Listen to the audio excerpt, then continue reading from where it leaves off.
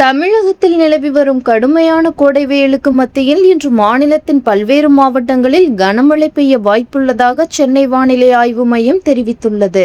குறிப்பாக மேற்கு தொடர்ச்சி மலையையொட்டிய மாவட்டங்கள் மற்றும் உள் மாவட்டங்களில் வளிமண்டல மேலடுக்கு சுழற்சி காரணமாக மழை பெய்யக்கூடும் என தெரிவிக்கப்பட்டுள்ளது.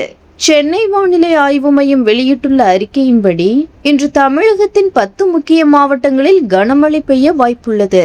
கிருஷ்ணகிரி, தர்மபுரி, சேலம், நாமக்கல், ஈரோடு, நீலகிரி, கோவை, திருப்பூர், தேனி மற்றும் திருச்சி ஆகிய மாவட்டங்களில் இன்று இடிமின்னலுடன் கூடிய கனமழைக்கு வாய்ப்பிருப்பதாக தெரிவிக்கப்பட்டுள்ளது.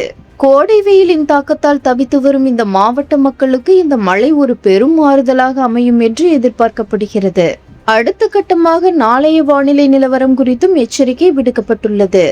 நாளை ஈரோடு, நீலகிரி, கோவை, திருப்பூர், திண்டுக்கல் மற்றும் தேனி ஆகிய 6 மாவட்டங்களில் கனமழை பெய்ய வாய்ப்புள்ளதாக தெரிவிக்கப்பட்டுள்ளது.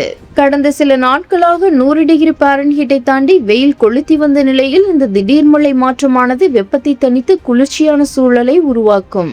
தாழ்வான பகுதிகளில் வசிக்கும் மக்கள் மற்றும் மலைப்பிரதேசங்களுக்கு பயணம் மேற்கொள்ள திட்டமிடுவோர் வானிலை மாற்றங்களை கவனித்து செயல்படுமாறு அறிவுறுத்தப்படுகின்றனர். பலத்த சூறைக்காற்று வீசக்கூடும் என்பதால் மரங்கள் மற்றும் மின்கம்பங்களுக்கு அடியில் ஒதுங்குவதை தவிர்க்குமாறு பொதுமக்களுக்கு எச்சரிக்கை விடுக்கப்பட்டுள்ளது.